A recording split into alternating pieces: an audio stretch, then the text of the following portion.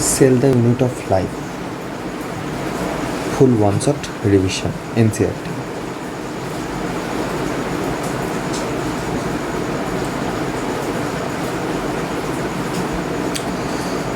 So বলছে when you look around you see both living and non-living things. ঠিক আছে, লিভিংও দেখতে পাই, নন লিভিংও দেখতে পাই. You must have wondered and asked yourself, what is it that makes an organism living, or what is it that an inanimate thing does not have which a living thing has? So what is the meaning of inanimate? Inanimate মানে হচ্ছে আমাদের কাছে non living. Okay, non-living. The answer to this is the presence of the basic unit of life, the cell, in all living organisms. In all living organisms. In all living organisms. So বলছে যে what is it that an inanimate thing does not have which a living thing has? ঠিক আছে, তো যদি আমরা বলি living থিংয়ের কাছে এই যে sell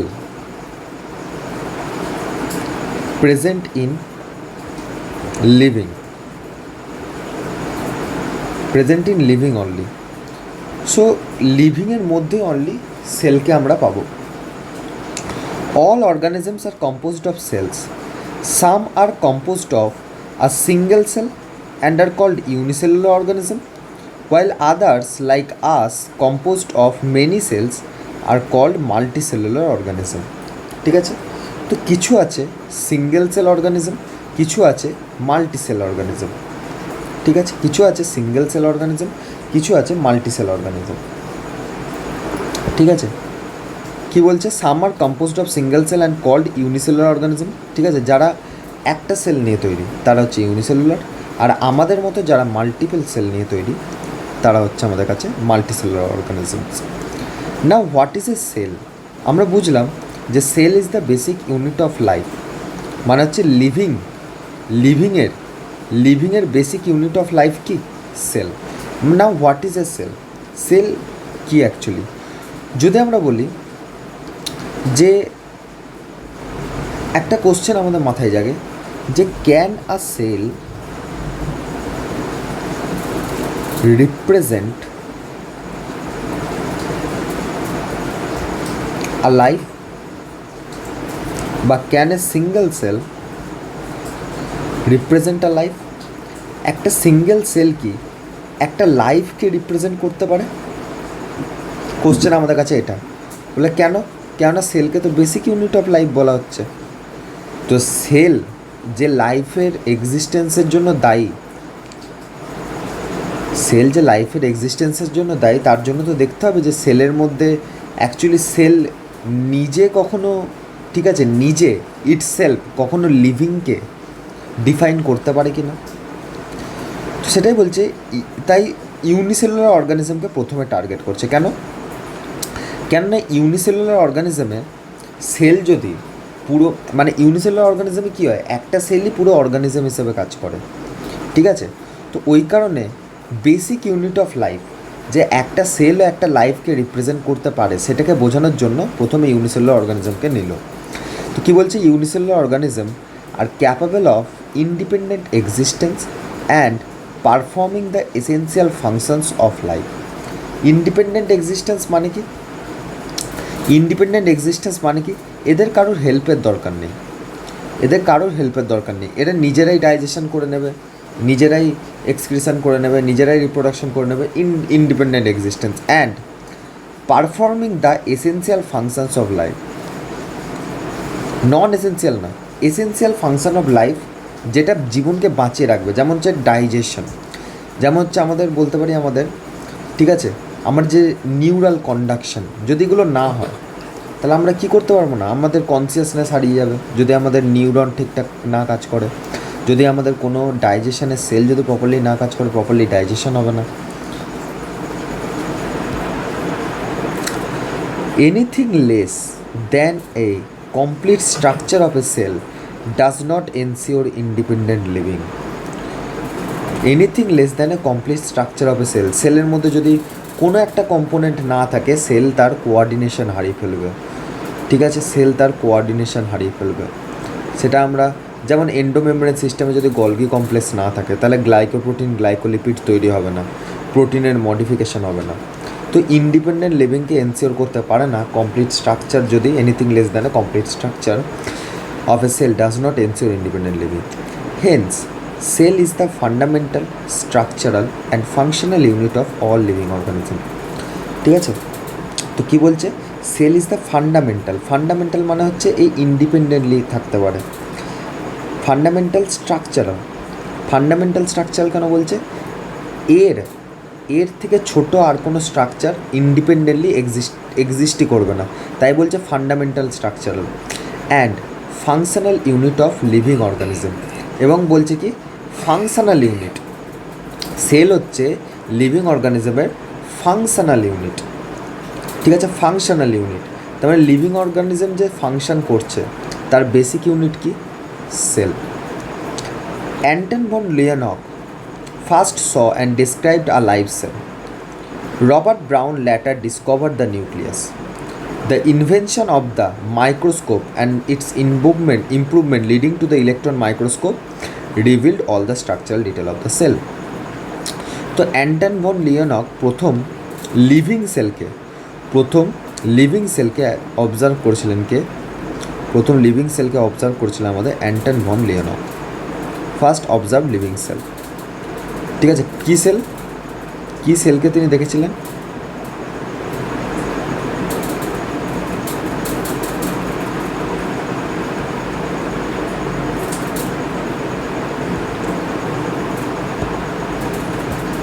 first saw and described a live cell. পরে Robert Brown later discovered the nucleus, পরে নিউক্লিয়াস আবিষ্কার করেছিলেন। The invention of the microscope, পরে যখন মাইক্রোস্কোপ এলো এবং ধীরে ধীরে তার ইমপ্রুভমেন্ট হতে হতে যখন ইলেকট্রন মাইক্রোস্কোপ এলো, তখন আমরা শুধুমাত্র সেলই না, সেলের ভেতরে ইন্টারনাল স্ট্রাকচারকেও স্টাডি করতে পারলাম। Revealed all the structural detail of the cell. এরপর হচ্ছে সেল থিওরি। সেল থিওরি কি, সেল থিওরি আমাদের কাছে যদি আমরা দেখি 1838-এ ম্যাথিয়াস ক্লিডেন বলে একজন সায়েন্টিস্ট ছিলেন। তিনি অ্যাকচুয়ালি সায়েন্টিস্ট মানে জার্মান বোটানিস্ট ছিলেন। তিনি কি করলেন, examined a large number of plants, তিনি প্ল্যান্টের ওপর করেছিলেন। ম্যাথিয়াস ক্লিডেন ইন 1838 ম্যাথিয়াস ক্লিডেন তিনি প্ল্যান্টের ওপর কিছু রিসার্চ করেছিলেন। ঠিক আছে, অবভিয়াসলি বোটানিস্ট যখন প্ল্যান্টের ওপরই তার রিসার্চ হবে, কেননা বোটানিস্ট বলেছে তাই না, তো প্ল্যান্টের ওপরই রিসার্চ হবে তার। এবং কি অবজার্ভ করেছিলেন, and observe that all plants are composed of different kinds of cells which form the tissues of the plant. যেমন হচ্ছে প্ল্যান্টের ক্ষেত্রে আমরা যদি দেখি, তো আমাদের এক প্রকারের সেল হয় প্যারেনকাইমা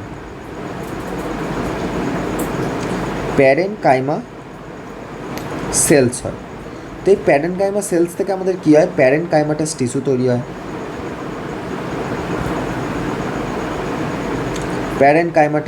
তৈরি হয়। সিমিলারলি প্ল্যান্টে আরেক প্রকারের সেল হয়, সেটার নাম হচ্ছে স্ক্লেরেনকাইমা। কী হয়, স্ক্লেরেনকাইমাতে আমাদের কী হয়, ঠিক আছে, স্ক্লেরেনকাইমা থেকে আমাদের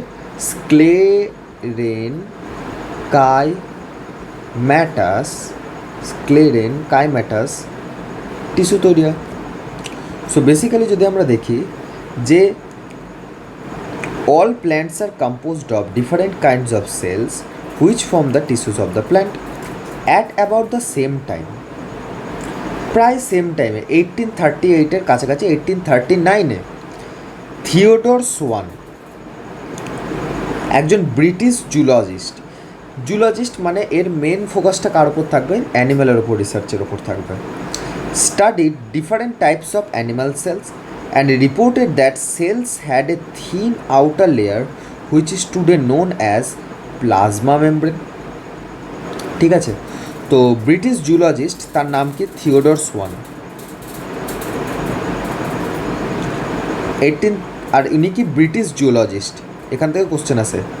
যেমন ম্যাথিয়াস ক্লিডেন আমাদের জার্মান বোটানিস্ট, ম্যাথিয়াস ক্লিডেন আমাদের জার্মান বোটানিস্ট, তেমন থিওডোর সোয়ান হচ্ছে আমাদের কাছে ব্রিটিশ জুলজিস্ট। তিনি কি বললেন, ডিফারেন্ট টাইপস অফ অ্যানিম্যাল সেলসকে স্টাডি করলেন এবং এটা রিপোর্ট করলেন যে সেলের, যে কোনো সেলের বাইরে একটা কি রয়েছে, থিন আউটার লেয়ার রয়েছে, যেটাকে আমরা কি বলি এখন প্লাজমা মেমব্রেন বলি। ঠিক আছে, মানে অবভিয়াসলি অ্যানিম্যাল সেলের কথা হচ্ছে। অ্যানিম্যাল সেলের বাইরে আমাদের কি থাকে, প্লাজমা মেমব্রেন থাকে। হি also concluded based on studies on plant tissues, তার মানে ইনি জুলজিস্ট ছিলেন, অ্যাকচুয়ালি মেন ফোকাসটা ছিল অ্যানিম্যালের ওপর, বাট ইনি প্ল্যান্টের ওপরও রিসার্চ করেছেন। ম্যাথিয়াস ক্লিডেন কে ছিলেন, বোটানিস্ট ছিলেন, উনি অনলি অ্যান্ড অনলি প্ল্যান্টের ওপর রিসার্চ করেছিলেন। কিন্তু থিওডোর সোয়ান তিনি জুলজিস্ট ছিলেন, অ্যানিম্যালের ওপর মেন ফোকাস ছিল, বাট প্ল্যান্টের ওপরে তিনি রিসার্চ করেছিলেন। হি also concluded based on studies on plant tissues that the presence of cell wall is a unique character of the plant cells. Presence of cell wall. On the basis of this, Swan proposed the hypothesis that the bodies of animals and plants are composed of cells and products of cells. ঠিক আছে, he also concluded based on studies on plant tissues, plant টিস্যুর উপর তিনি যখন study করলেন তখন তিনি বললেন that the presence of a cell wall is a unique character of the plant cells. মানে যদি আমরা প্ল্যান্ট সেলকে দেখি, অ্যানিম্যাল সেলে কী হয়, বাইরে কি থাকে, একটা থিন আউটার লেয়ার থাকে যাকে আমরা বলি প্লাজমা মেমব্রেন, কিন্তু প্ল্যান্ট সেলের ক্ষেত্রে বাইরে থিন আউটার লেয়ারের পরেও একটা লেয়ার থাকে, যেটাকে আমরা কি বলি সেল ওয়াল, সেল ওয়াল। এবং এটাকে ইউনিক ক্যারেক্টার বলা হচ্ছে কেন, কেননা অ্যানিম্যাল সেলের ক্ষেত্রে তখনও পর্যন্ত সেল ওয়াল অ্যানিম্যাল সেলের ক্ষেত্রে অবজার্ভ হয়নি, তখনও অবজার্ভ হয়নি। সো ওই কারণে বলা হয়েছে presence of cell wall is a unique character of the plant cell. এর উপর বেস করে সোয়ান একটা হাইপোথিসিস প্রপোজ করলো।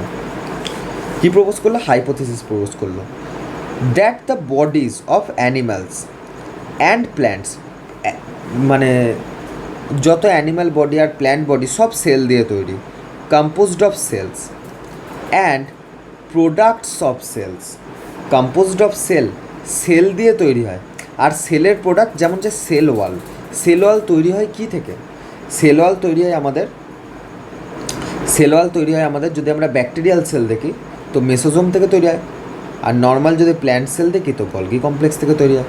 তো সেল ওয়াল বেসিক্যালি আমাদের, ঠিক আছে, সেল ওয়াল বেসিক্যালি আমাদের কে তৈরি করে, এরাই তৈরি করে। ঠিক আছে, তো composed of cell and product of cell, তার মানে এই যে সেল ওয়াল, সেল ওয়াল কী বেসিক্যালি, সেল ওয়াল হচ্ছে আমাদের সেলেরই প্রোডাক্ট। তো ওইখানে সোয়ান বললেন যে প্ল্যান্ট আর অ্যানিম্যালের বডি সেল এবং তার প্রোডাক্ট দিয়ে তৈরি। Schleiden and Schwann together formulated the cell theory, Schleiden আর সোয়ান দুজন মিলে সেল থিওরিকে ফর্মুলেটেড করলেন এবং তার মধ্যে কি বললেন, this theory however did not explain, ঠিক আছে, Schleiden and Schwann formulated the cell theory, তার মধ্যে তারা কী কী অ্যাড করলেন, তার মধ্যে তারা অ্যাড করলেন যে প্ল্যান্টস, কী কী অ্যাড করলেন যে অল লিভিং অর্গানিজমস, অ্যাকচুয়ালি এনাদের দুজনেরই সিমিলারই ছিল, রিসার্চ সিমিলারই ছিল। তো আলটিমেটলি সেল থিওরি এইভাবে তৈরি হলো যে all living organisms are composed of cells and products of cells. ঠিক আছে, এরপর কী হলো, কিন্তু এই থিওরির ড্রব্যাক ছিল, একটা ড্রব্যাক কী ছিল, যে did not explain as to how new cells are formed, বলে তো দিল যে প্রোডাক্ট অফ সেল দিয়ে তৈরি হয়, সেল আর সেলের প্রোডাক্ট দিয়ে তৈরি হয়, বাট এই যে এত সেলস রয়েছে তৈরি হচ্ছে কীভাবে, অরিজিন কী তাদের। তো রুডলফ ভার্চাউ বলে একজন সায়েন্টিস্ট ছিলেন 1855-এ, তিনি কী করলেন, first explain that cells divided and new cells are formed from pre existing cells, যাকে ইন শর্ট ওমনিস সেলুলাই সেলুলা বলা হয়। ঠিক আছে, he modified the hypothesis of Schleiden and Schwann to give the cell theory a final cell. Cell theory as understood today is, এখনকার দিনে সেল থিওরিকে আমরা যেভাবে পড়ি। পরে কী করলেন, একজন রুডলফ ভার্চা বলে একজন সায়েন্টিস্ট এলেন, তিনি বললেন যে অমনিস সেলুলাই সেলুলা, তার মানে যত সেল তৈরি হয় তাদের পূর্ববর্তী সেল থেকে তৈরি হয়। All cells are first explain the cell divided new cells are formed from pre existing cells. এই যে বলছে new cells are formed from new cells are formed from pre existing cells, যাকে আমরা বলি অমনিস সেলুলার সেলুলার। Ultimately he modified the hypothesis of Schleiden and Schwann and give the cell theory a final set. Cell theory as understood today is all living organisms are composed of cells and products of cells. Or second, all cells arise from pre-existing cells. All living organisms are composed of cells and product of cells. All cells arise from pre-existing cells. তো এটা কার? এটা হচ্ছে Rudolph ভার্চাও। এটা হচ্ছে development এনেছিল। আর এই দুটো theory কার? এই দুটো হচ্ছে ম্যাথিয়াস ক্লিডেন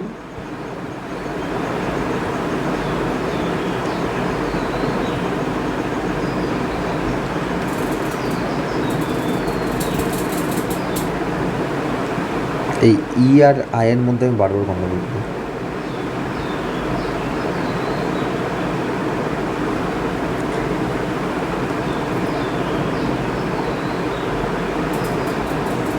ম্যাথিয়াস ক্লিডেন, এই যে ফার্স্ট পয়েন্টটা, নাম্বার 1 পয়েন্টটা ম্যাথিয়াস ক্লিডেন আর কে ফর্মুলেট করেছেন?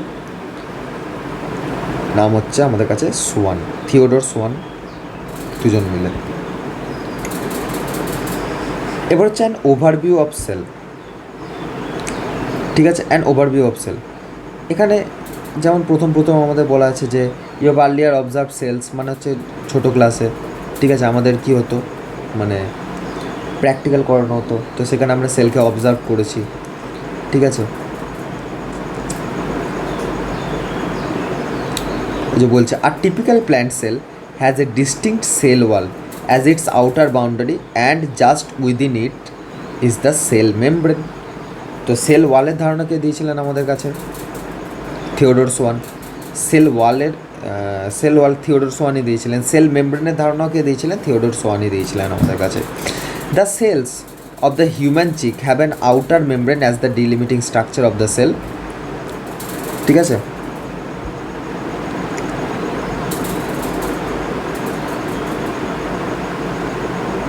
outer membrane, ঠিক আছে।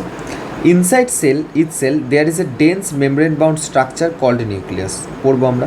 This nucleus contains কী থাকে? ক্রোমোসোম থাকে, যেটা পরে, ঠিক আছে, আর যেটার মধ্যে কী থাকে? জেনেটিক মেটেরিয়াল ডিএনএ থাকে। জাস্ট এই লাইনগুলো তোর ইম্পর্টেন্ট তো নয়। সেলস দ্যাট হ্যাভ অ্যাসাসন রিজনে আসতে পারে। Cells that have membrane bound nuclei are called eukaryotic, মানে হচ্ছে যেসব নিউক্লিয়াসে মেমব্রেন বাউন্ড, মানে যেসব নিউক্লিয়াস তো বলা উচিত নয়, যাদের জেনেটিক মেটেরিয়াল মেমব্রেন বাউন্ড তাদের বলে নিউক্লিয়াস। আর এই নিউক্লিয়াস থাকে কাদের মধ্যে? ইউক্যারিওটিক। ওইখানে বলছে cells that have membrane bound nuclei are called eukaryotic cells, whereas cells that a lack of membrane bound nucleus are prokaryotic. যদি প্রোক্যারিওটিক আর ইউক্যারিওটিক দেখি, দুজনেরই মধ্যে সেমি ফ্লুইড ম্যাট্রিক্স প্রেজেন্ট থাকে, যাকে সাইটোপ্লাজম বলে। এইখানটা important. Occupies the volume of the cell, যেটা সেলের পুরো ভলিউমকে অকুপাই করে। দ্য সাইটোপ্লাজম ইজ দ্য, এইখান থেকে খুব ভুল হয়, the cytoplasm is the main area of cellular activities in both the plants and animals. এ হচ্ছে মেন এরিয়া। এখানে দিয়ে দেয় নিউক্লিয়াস, অপশানে দিয়ে দেয় নিউক্লিয়াস, অপশানে দিয়ে দেয় আরও কিছু দিয়ে দেয়, মাইটোকন্ড্রিয়া দিয়ে দেবে। তো সাইটোপ্লাজম হচ্ছে মেন, ঠিক আছে। অনেক সময় আমরা ভুল করে নিউক্লিয়াস ঠিক দিয়ে দিই, কিন্তু নিউক্লিয়াসটা ঠিক না, cytoplasm. Various chemical reactions occur in it to keep the cell in living state. এবার সেলকে বাঁচিয়ে রাখার জন্য, লিভিং স্টেটে রাখার জন্য সাইটোপ্লাজমে ম্যাক্সিমাম রিয়াকশান হয়। কেন? সেলকে লিভিং স্টেটে রাখার জন্য, সেটাই বলা হয়েছে। তো সেই কারণে সাইটোপ্লাজম হচ্ছে main area of cellular activities, ঠিক আছে। এখানটা important, main area of cellular activities, চাহে প্ল্যান্ট হোক চাহে অ্যানিম্যাল হোক, দুজনের জন্যই। নিউক্লিয়াসের পাশাপাশি beside the nucleus the eukaryotic cells have the other membrane bound distinct structure, যাদের আমরা অর্গ্যানেলি বলে থাকি সম্বন্ধে।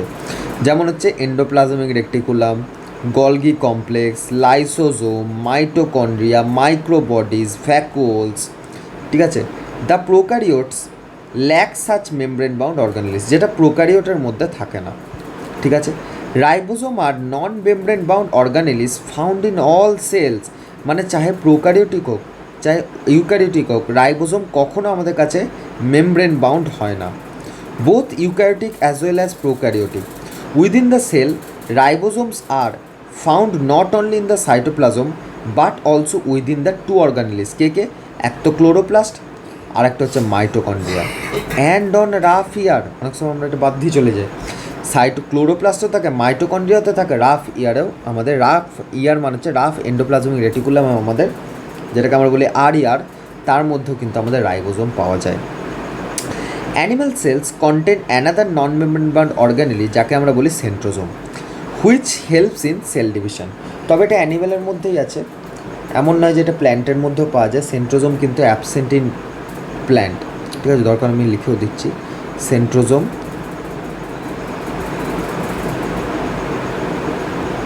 Absent in plant cells. Centrosome কিন্তু প্ল্যান্ট সেলে অ্যাবসেন্ট থাকে, ঠিক আছে। Cells differ greatly in size, shape and activities. For example, এখানে একটা important, mycoplasma the smallest cell only 0.3 micrometre in length.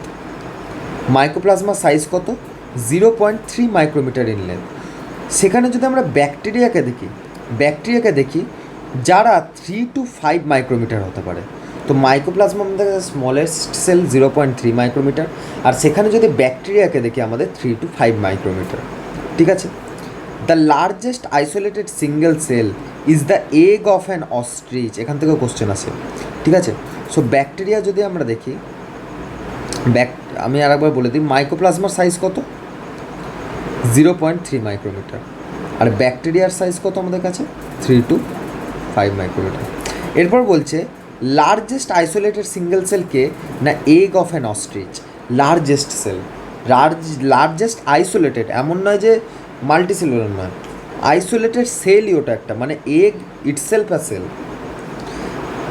Among multicellular organism human RBC cells are about 7 micrometre in diameter. Diameter যদি human আরবিসিকে দেখি 7 micrometer, ঠিক আছে। এর যদি আমরা ডায়ামিটার দেখি তাহলে 7 মাইক্রোমিটার এদের ডায়ামিটার, ঠিক আছে। Nerve cells are some of the longest cells, মানে লংগেস্ট সেলস তো অনেক আছে, তার মধ্যে নার্ভ সেল তার মধ্যে অন্যতম। Cells also vary greatly in their size, ঠিক আছে। যেমন হচ্ছে তার ডিস্ক লাইক হতে পারে, তারা পলিগোনাল হতে পারে, কলামনার হতে পারে, কিউবয়েড হতে পারে, থ্রেড লাইক হতে পারে, আর ইরেগুলারও হতে পারে, মানে কোনো প্রপার শেপই নেই। The shape of the cell may vary with the function they perform. এই জিনিসটা স্ট্রাকচারাল অর্গানাইজেশন ইন অ্যানিমালসেও রয়েছে, ঠিক আছে, যে শেপ অফ দ্য সেল, যেমন আরবিসি সেল হচ্ছে এরকম বাইকনকেভ হয় যাতে বেশি হিমোগ্লোবিন ক্যারি করতে পারে। হোয়াইট ব্লাড সেল বিভিন্ন স্ট্রাকচারের হয়, কেন? যাতে সে ম্যাক্রোফেজের মতো মুভমেন্ট করতে পারে। আমরা যেটাকে বলি হচ্ছে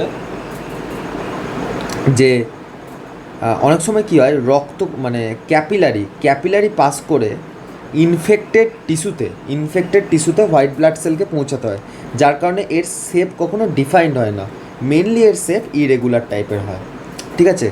কলামনার এপিথেলিয়াল সেলস মেনলি আমরা বলতে পারি এটা ডিফিউশনের জন্য হয়, ঠিক আছে, ডিফিউশনের জন্য হয়, ঠিক আছে। Nerve cell conduction of nerve impulse, তার জন্য এরকম তারের মতো দেখতে হয়, মানে হচ্ছে ওয়্যারের মতো দেখতে হয়। ট্র্যাকিড ইলঙ্গেটেড, এর মাঝখানে পোর্স থাকে যাতে ওয়াটার কন্ডাকশন করতে পারে। Mesophyll cells round and oval হয়, ঠিক আছে, রাউন্ড অ্যান্ড ওভাল হয় মেসোফিল সেলস, এর মধ্যে যাতে ফটোসিনথেসিস হতে পারে। এবং এরা বিভিন্ন, এই যে মেসোফিল সেলগুলো আছে না, এই মেসোফিল সেলের মধ্যে ক্লোরোপ্লাস্ট, এটা বিভিন্ন অ্যারেঞ্জমেন্ট নেয়, ঠিক আছে। তো তাদের ফাংশন ওয়াইজ, তো সেটাই বলছে যে তাদের শেপ কেন ওরকম হয়, তাদের ফাংশনের ওপর ডিপেন্ড করে ওরকম হয়, ঠিক আছে,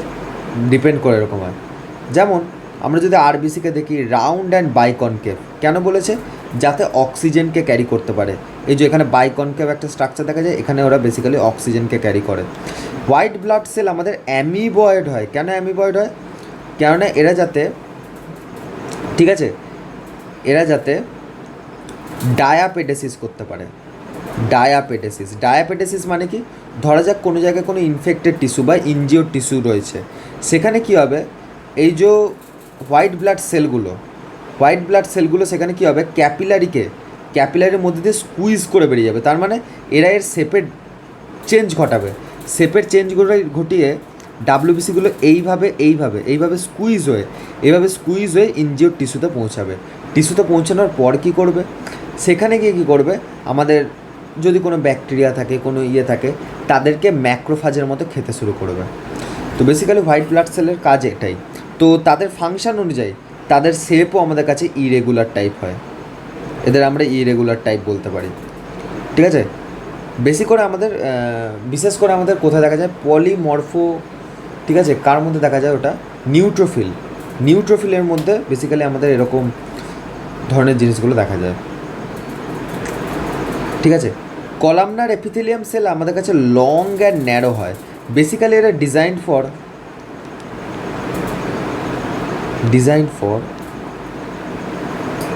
ডিফিউশনের জন্য তো এটা ডিজাইন হয় না, ডিফিউশন বলে ফেলেছি, সরি, ডিজাইন ফর, এটা কী জন্য ডিজাইন হয়, মেনলি অ্যাবজর্পশন, ভুল করে ডিফিউশন বলে দিয়েছি, আর সিক্রেশন। তো সিক্রেশন আর অ্যাবজর্পশনের জন্য এটা বেসিক্যালি ডিজাইনড হয়। ঠিক আছে, তাই লং অ্যান্ড ন্যারো হয়। Nerve cell basically branched and long হয়। কেন হয়? Conduction of nerve impulse. So আমরা দেখছি যেমন আমাদের স্ট্রাকচার চেঞ্জ হতে যাচ্ছে সেলের, তেমন ওদের কাজও চেঞ্জ হতে যাচ্ছে, তাদের ফাংশনও চেঞ্জ হতে যাচ্ছে। তো conduction of nerve impulse.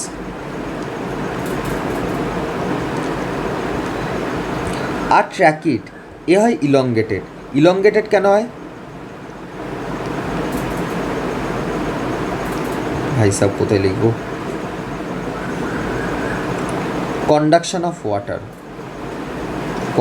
Of basically water plus minerals,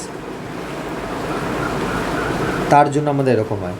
R mesophyll cell round and oval হয় বেসিক্যালি আমাদের কাছে বলতে পারি আমাদের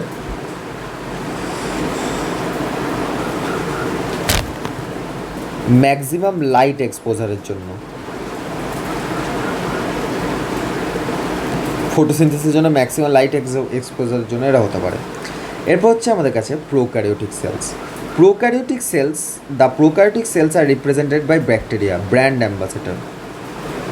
মনে রাখতে হবে আমাদের ব্র্যান্ড অ্যাম্বাসেডর ব্যাকটেরিয়া। ঠিক আছে, প্রোক্যারিওটিক সেলে blue green algae, mycoplasma and PPLO basically pleuro pneumonia like organisms এই প্রোক্যারিওটিক সেলের আন্ডারে পড়ে।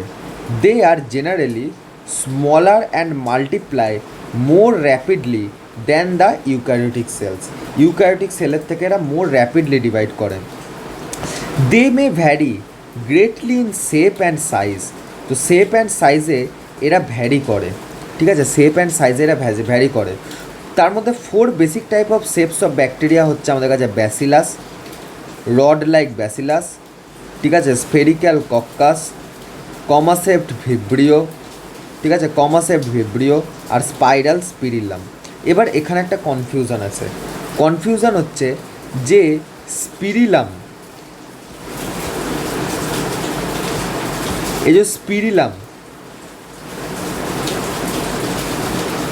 এটা হচ্ছে আমাদের কাছে কিন্তু ব্যাকটেরিয়া, আর স্পিরুলিনা আমাদের কাছে সায়ানো ব্যাকটেরিয়া, যেন গুলিয়ে না যায়। স্পিরিলাম হচ্ছে আমাদের কাছে ব্যাকটেরিয়া, আর স্পিরুলিনা হচ্ছে আমাদের কাছে সায়ানো ব্যাকটেরিয়া।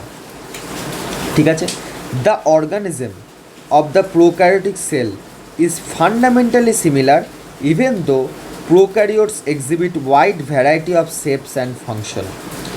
ঠিক আছে, তো প্রোক্যারিওটিক সেলের যে অর্গানিজম সেটা ফান্ডামেন্টালি তো সিমিলারই হয়, যদিও এরা ফাংশানে ওয়াইডলি ভ্যারি করে।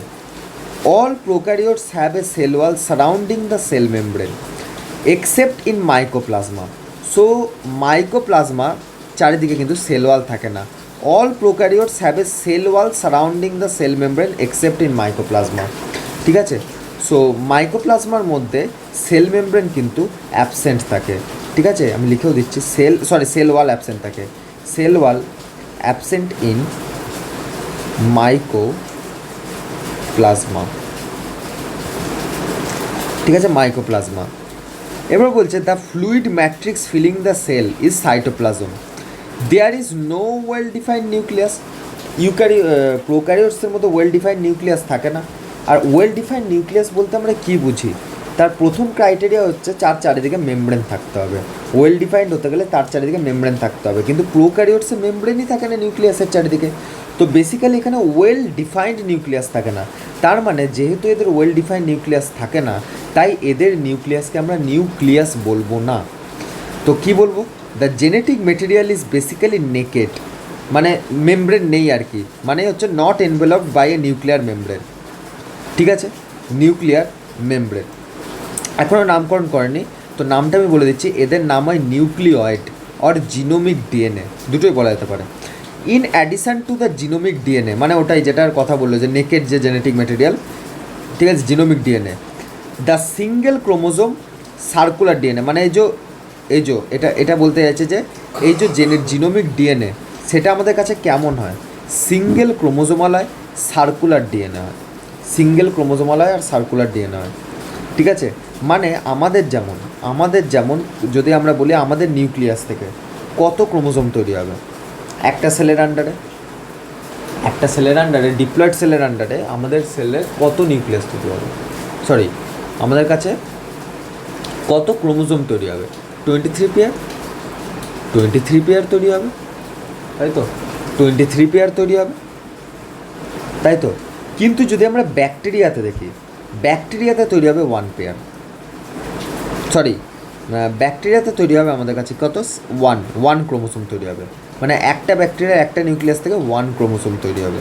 এখানে বলছে single chromosomal circular DNA. Many bacteria have small circular DNA outside the genomic DNA, মানে হচ্ছে জিনোমিক ডিএনএর বাইরেও এদের একটা ডিএনএ থাকে, এক্সট্রা ডিএনএ থাকে, যাকে আমরা বলি plasmid DNA. This smaller DNA are called plasmids. The plasmid DNA confers certain unique phenotypic characters to such bacteria. যেমন যদি আমরা বলি যে এই প্লাজমিড ডিএনএ কি ব্যাকটেরিয়ার মেটাবলিজমকে কন্ট্রোল করবে? নো, ব্যাকটেরিয়ার মেটাবলিজমকে কিন্তু প্লাজমিড কন্ট্রোল করবে না। তাহলে ব্যাকটেরিয়ার মধ্যে ফ্ল্যাজেলা থাকবে কি থাকবে না, সেটা কি প্লাজমিড কন্ট্রোল করবে? ইয়েস, সেটা প্লাজমিড কন্ট্রোল করতে পারে। ঠিক আছে, বা ব্যাকটেরিয়ার মধ্যে ইনসুলিন তৈরি হবে কি হবে না, সেটাও আমাদের এই প্লাজমিডই, সেটাও আমাদের প্লাজমিডই করে। ঠিক আছে, প্লাজমিডই সেটা আমাদের ঠিক করে, আর ব্যাকটেরিয়াকে সার্টেন ইউনিক ফিনোটাইপিক ক্যারেক্টার দেয়। One such character is resistance to antibiotics. যেমন হচ্ছে অ্যান্টিবায়োটিকের প্রতি রেজিস্ট্যান্স, এটা তো ব্যাকটেরিয়ার মেটাবলিজম কন্ট্রোল করবে না। যেমন একটা সিম্পল ব্যাপার বলছি, কোনো একটা অর্গানিজমকে যদি আমি পয়জন দিয়ে দিই, তো নর্মাল ব্যাপার সেই অর্গানিজমটা আমাদের ডেথ পর্যন্ত হয়ে যেতে পারে। ঠিক আছে, বা সেই অর্গানিজমটা আনইজি ফিল করতে পারে যদি পয়জন দিয়ে দিই। কিন্তু যদি কোনো অর্গানিজমকে আমি পয়জন দিলাম অথচ তার কিছু হলো না, তার মানে কি তার মধ্যে এক্সট্রা কিছু ক্যাপাবিলিটি রয়েছে। তো ব্যাকটেরিয়ার কাছে পয়জন হচ্ছে অ্যান্টিবায়োটিক। তো ব্যাকটেরিয়াকে যদি অ্যান্টিবায়োটিক দিয়েও না মরে, তার মানে বুঝতে হবে যে ব্যাকটেরিয়ার মধ্যে কিছু একটা আছে যেটা ওর অমরত্বকে বজায় রেখেছে। কী সেটা? না, আমাদের কাছে প্লাজমিড ডিএনএ তাকে রেজিস্ট্যান্স টু অ্যান্টিবায়োটিক ক্রিয়েট করেছে, যার কারণে ব্যাকটেরিয়াটা বেঁচে থাকতে পারছে। ঠিক আছে, হায়ার ক্লাসেসে যখন যাব তখন প্লাজমিড ডিএনএকে যে ব্যাকটেরিয়াল ট্রান্সফরমেশনে ইউজ করা হয় ফরেন ডিএনএর সাথে, সেটা আমরা বুঝতে পারবো। অবভিয়াসলি ক্লাস 12 রয়েছে আমাদের এটা। Nuclear membrane is found in eukaryotes. Obviously ইউক্যারিওটসে নিউক্লিয়ার মেমব্রেন পাওয়া যায়, প্রোক্যারিওটসে পাওয়া যায় না। No organelles like the ones in eukaryotes are found in prokaryotic cells except for ribosomes. ঠিক আছে, রাইবোজোম ছাড়া ইউক্যারিওটসের মধ্যে নন মেমব্রেন বাউন্ড অর্গানিজম কিন্তু ঠিক আছে, এটাই বলছে যে no organelle like the ones in eukaryotes are found in prokaryotic cells except for ribosomes. মানে রাইবোজোম ছাড়া যদি আমরা প্রোক্যারিওটের মধ্যে দেখি, ইউক্যারিওটের মতো রাইবোজোম ছাড়া আর কিছুই পাওয়া যায় না। ঠিক আছে, মানে ইউক্যারিওটে রাইবোজোম যেমন নন মেমব্রেন বাউন্ড হয়, প্রোক্যারিওটেও নন মেমব্রেন বাউন্ড হয়। তো সেই কারণে ওটাই সিমিলার স্ট্রাকচার আমরা বলতে পারি একমাত্র দুজনের মধ্যে। Prokaryotes have something unique in the form of inclusion body আমরা পরে পড়বো। A specialised differentiated form of the cell membrane called mesosome, specialized differentiated form of the cell membrane. Cell মেমব্রেনেরই দুটোর ডেফিনেশান রয়েছে। ঠিক আছে, তো differentiated form of cell membrane, mesosome কিন্তু সবসময় আমাদের সেল মেমব্রেনের ডেরিভেটিভ, এটা কিন্তু মনে রাখতে হবে। Mesosome is the derivative of cell membrane. Mesosome basically আমাদের কাছে সেল মেমব্রেনের derivative. They are essentially infoldings of cell membrane. ওরা কি basically the characteristic of prokaryotes, ওরা বেসিক্যালি আমাদের কাছে ইনফোল্ডিংস অফ সেল মেমব্রেন। ঠিক আছে, তো হ্যাঁ, এবার হচ্ছে আমাদের স্ট্রাকচারে চলে আসি আমরা। যেমন হচ্ছে আমাদের টিপিক্যাল ব্যাকটেরিয়াকে দেখিয়েছে 1 to 2 মাইক্রোমিটার। এর কিন্তু ফ্ল্যাজেলা রয়েছে। ঠিক আছে, ফ্ল্যাজেলা রয়েছে। এখানে একটুখানি খেয়াল কি রাখবে যে bacteria could be 3 to 5 micrometre. তার মানে কী বুঝিয়েছে এইখানে লাইনে, এনসিআরটি লাইনে যেটা বুঝিয়েছে যে 3 থেকে 5 মাইক্রোমিটার পর্যন্ত হতে পারে ম্যাক্সিমাম। এরকম ভাবতে পারো যে 3 থেকে 5 মাইক্রোমিটার পর্যন্ত হতে পারে। কিন্তু এখানে তাহলে ব্যাকটেরিয়া সাইজ 1 থেকে 2 মাইক্রোমিটার কেন দিয়েছে? এটা বেসিক্যালি বোঝাতে চাইছে যে নর্মাল যে ব্যাকটেরিয়া থাকে তার যে সাইজ যদি নর্মালি দেখি আমরা 1 to 2 মাইক্রোমিটার হয়। আর এই লাইনটাতে আমাকে কি বলেছে? এই লাইনটাতে বলেছে 3 to 5 মাইক্রোমিটার পর্যন্ত যেতে পারে। আর এখানে দেখাচ্ছে টিপিক্যাল ব্যাকটেরিয়া, মানে নর্মাল যদি আমরা ব্যাকটেরিয়া পাই, ঠিক আছে, নর্মাল যদি আমরা 1000টা ব্যাকটেরিয়া আমরা স্যাম্পল নিই, তো দেখা যাবে হয়তো 900টা 1 to 2 মাইক্রোমিটারেরই ব্যাকটেরিয়া পাওয়া গেল, 100টা হয়তো 3 মাইক্রোমিটার 5 মাইক্রোমিটার পর্যন্ত পাওয়া যাচ্ছে। পিপিএলও হচ্ছে আমাদের কাছে 0.1 মাইক্রোমিটার। এর ডাইমেনশনটা কিন্তু ওখানে দেওয়া নেই, লাইনে দেওয়া নেই পিপিএলওর ডাইমেনশন। এই যে পিপিএলওর ডাইমেনশন কিন্তু লাইনে দেওয়া নেই। তো 0.1 মাইক্রোমিটার। পিপিএলও হচ্ছে প্লিউরো নিউমোনিয়া লাইক অর্গানিজম আমাদের কাছে কত? 0.1 মাইক্রোমিটার হয়। ঠিক আছে,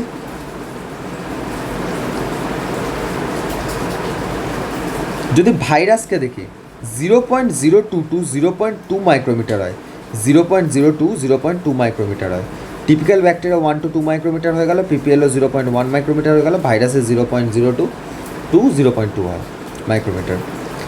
যদি আমরা একটা টিপিক্যাল ইউক্যারিওটসকে দেখি, টিপিক্যাল ইউক্যারিওটিক সেলকে দেখি, তাহলে আমরা দেখতে পাবো যে এর যে সাইজ সেটা হয় আমাদের কাছে কত? 10 থেকে 20 মাইক্রোমিটার। ইউক্যারিওটিক সেলের সাইজ 10 থেকে 20 মাইক্রোমিটার। ঠিক আছে, 10 থেকে 20 মাইক্রোমিটার।